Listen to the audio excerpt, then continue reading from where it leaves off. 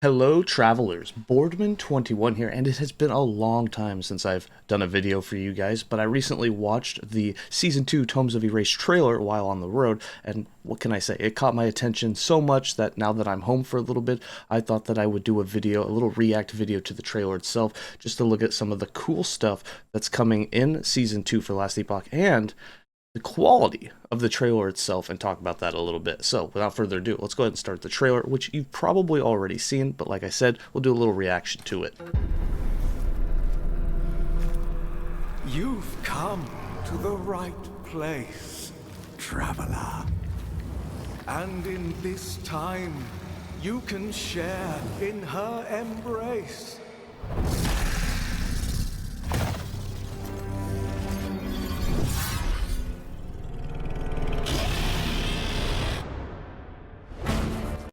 I mean, can we just all agree that absolutely, hands down, that they finally reached Blizzard level CGI? Like, I'm very excited that these trailers are this good now, and I can't wait till some of those cinematics like that kind of come into the game. I hope they do in the future, that we get some cut screens with that level of storytelling.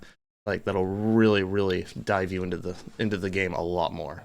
It's one of the biggest reasons why I go back to Diablo 2 a lot, is just to watch the cinematics because of how good it feels just to watch them, how much it draws you into the story.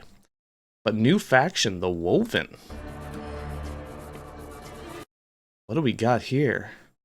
Alright, we've got +1 Weaver Tree points, can purchase 1 new Woven Echoes from the Masku. Probably mispronounced that. Looks like that's what you get to purchase, is a bunch of new Echoes. And you have a tree. Interesting. Going to be very curious about how that works. It looks like right here up in the top we have Weaver Tree passives. So it looks like you're going to have a passive tree in which you put points in. Really no idea exactly how that works, but definitely going to be, it looks like, interacting with your echoes, which will be interesting. There we go. There's the tree. So Tomes of the Erase. It looks like while in an echo, he got to enter a map inside of a map, essentially. It looks like a dungeon inside of a map, which is pretty cool. A little bit more of a reason, it feels like, to explore maps.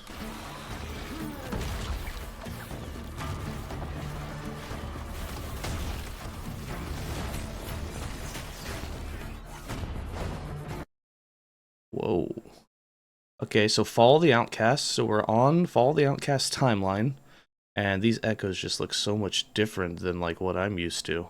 So it looks like we have some of the normal ones from before, and then these new icons. And it looks like the Tomes of Erased are in there. The one he's clicked on, Cemetery of the Erased. Interesting. I'm really curious if this is going to make echoes change at all and make it a little bit more fun and not so mundane to do the same echoes over and over again. So one of the reasons why I'm looking forward to playing in this next patch a lot is because I really got tired of doing the same echoes over and it just feeling like a drag. I'm hoping this really puts a new aspect to it.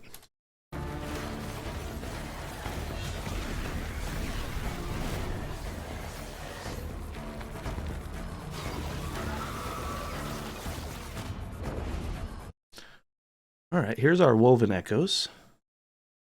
Honestly, I'm going to be honest, I don't really know what I'm looking at here. It looks like you have some echoes unlocked on the side, and then you have kind of looks like gym slots, from PoE. So it looks like you maybe can drag them and put them into the map. So you get to create your own echoes of your own choice. Like this one that it's on right now, the Seeker's Summit. Slay the Respecs Orin, Seeker of the Shards, upon the summit of his war camp. So it tells you what the goal is going to be right off the bat. Other than that, it looks like maybe you get to pick and choose some of the maps you get to run, maybe target a little bit more. Interesting. Oh yeah, you just slide it right in and it connects it. You get to actually, you know what's really cool about this? I wonder, depending on how those are, if you can actually dodge modifiers you don't want by going around by doing this. Interesting. That will change things a little bit when you're expanding your web. New bosses, always a good thing.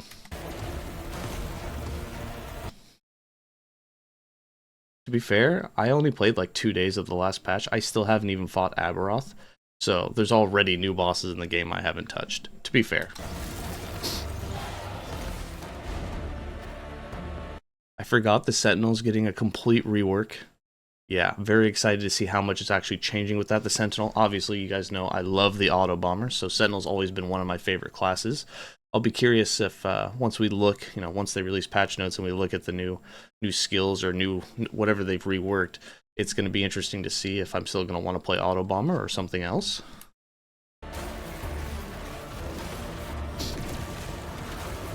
Speaking of auto bomber, I saw some purple balls there. New rogue skill, Heart Seeker. Ooh, always fun to play with a new skill. Assuming that they're using it right now, it looks like pulls on a bunch of, I'm not going to call them manifest weapons, but a bunch of ghost swords that then shoot off at the enemy. Interesting. Oh, that looks like a cold version of it. New champion enemies.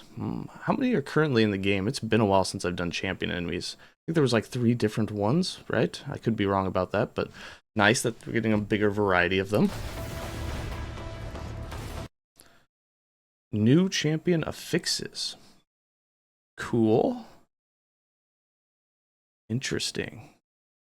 Nothing's really drawing out like super cool affix in my eyes, but I doubt that these are all of them.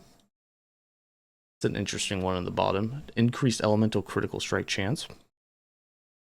Those should be fun to play around with. Woven offerings. Offer a unique legendary Weaver's Will or set item as a sacrifice to the Weaver so that she may reroll another matching item according to her design. A way to reroll affixes on an item? Interesting.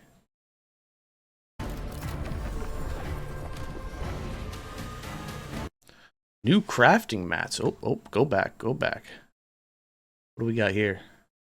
The Rune of Weaving transforms a small amount of remaining Weaver's Will on a unique into legendary affixes. That could be fun to play around with. The Rune of Havoc shuffles all tiers of non-sealed affixes on an exalted item with 4 non-sealed affixes. Cool. So if you have a tier 7, like an exalted item that drops, but the exalted affix is not the one you wanted to be exalted, you have a chance to change it around to the one you did. Interesting. The Rune of Redemption randomly changes the exalted affixes of an item into different affixes. So you can now reroll exalted affixes on an item. So this means that you're not going to have an inventory full of items with exalted affixes that are garbage. Now, as long as they have forging potential, it looks like you'd have a way to reroll. So those are going to be fun to play around with. Definitely not. I think I won't have to store so many exalted useless items into my storage anymore and just try and break down one affix on a unique for legendary.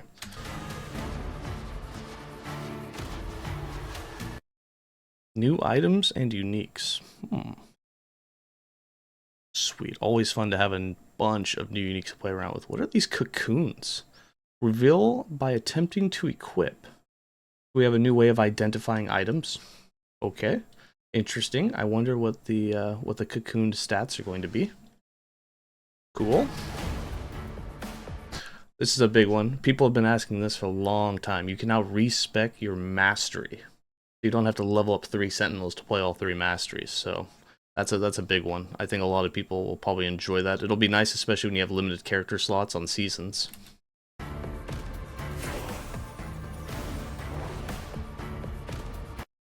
Endgame set item crafting. Forge of Shattering. Shatter set items to extract their essence as set shards to be used for further crafting.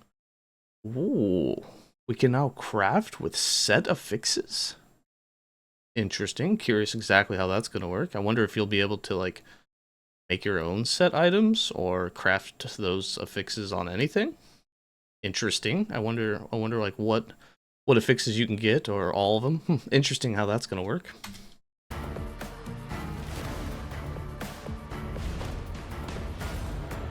Oh, inventory tabs no longer. Oh, keys stack?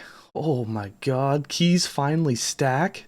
That's sick. Thank god we don't have to like move every individual key to our stash tab now. And I guess with these new woven echo things, probably makes sense. Which, are these just maps? It looks like you just get maps. It looks like you're just filling up an inventory of maps that you then place into your echo web. That's the vibe I'm getting from this. Dungeon key charms. Whoa, whoa, whoa, whoa. What is this? Portal charm. Creates a portal directly to the dungeon boss. Whoa. Okay. And it looks okay. So you okay? I think I kind of see it behind you. You have two. So you put the key in to get in, and then you throw a charm in there. It stacks. So you got to find them each. Interesting. So you can now bypass dungeons straight to the boss. Okay. Okay.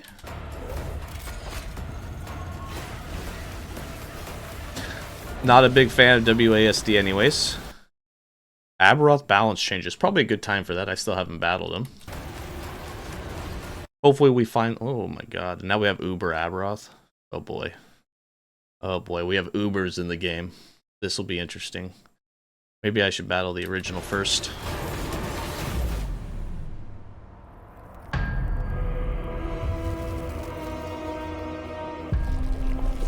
Rejoice, traveler. We've prepared a silken tomb for you, woven with golden strands that even you cannot break. Join us, traveler.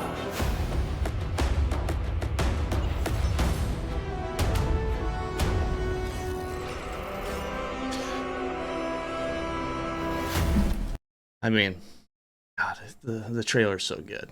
The level of the CGI that they have in there now, like, oh God, I'm so impressed with it. I've been waiting for this for a long time. Like, I know that they've promised it before, but it's getting so good. But yeah, that sums it up. So those are my thoughts on the trailer. I am very excited for patch 1.2. I don't know exactly when I'll be around for it. I'm hoping to be there at launch and maybe spend a couple of weeks with you guys. I know it's been a while, but again, I don't know exactly what my schedule will be yet, but I do plan on coming back at some point and going full-time or a majority of time with you guys and redo all our guides and stuff. But it's just been a pain trying to get around the work schedule. But I do apologize for being gone for so long, but I could not hold back from doing a reveal trailer or a react video to this trailer because it's so good and I am so excited for this. So, let me know what you guys think of the trailer in the comments below if you're excited for the patch, what you're most excited for, and I'll see you guys for 1.2.